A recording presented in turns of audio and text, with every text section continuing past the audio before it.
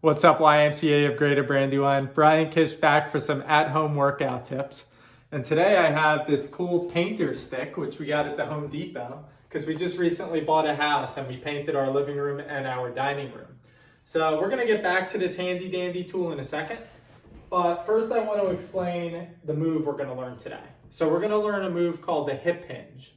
The hip hinge is very beneficial in lifting things, shoveling, and doing yard work, right? All right, so to do a proper hip hinge, we want to have soft knees first. So we don't want to be standing up locked in our knees, and we don't want to have bent knees like this. We want to be nice and soft. The second thing we want to remember is on a hip hinge, our hips, and you can put your hands here just as kind of like a reminder, are supposed to go back, and our butt goes back with it, right? We push here, knees are soft. My head is looking in a line right in front of me. My chest is open. And I'm gonna hinge down just like that and then back up. So butt out, hinge down. Butt out, hinge down. So two common mistakes with this. Number one is people tend to squat instead of hinge. So they'll go kind of like that. The squat is more of a knee movement and a hip movement, and not necessarily proper mechanics for lifting things all the time.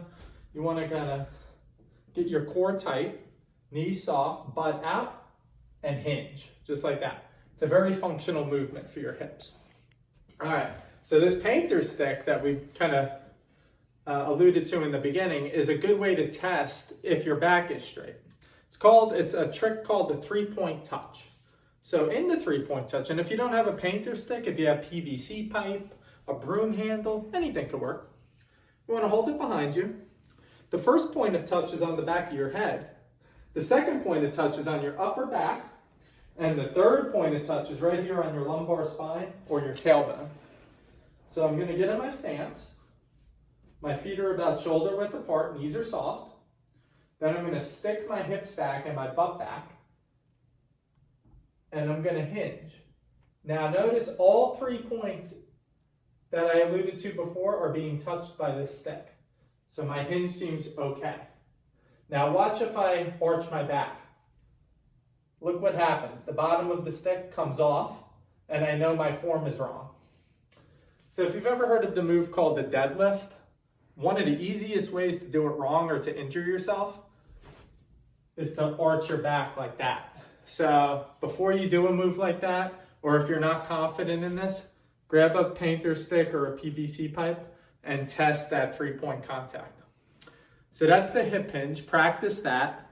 Oh, and another benefit of the hip hinge, you're really going to feel it in your hamstrings. So you're actually going to build strength in your hamstrings by doing this. So practice the hip hinge at home. It's one of the most functional movements of the human body and really is going to help you get proper body mechanics. Bye, guys.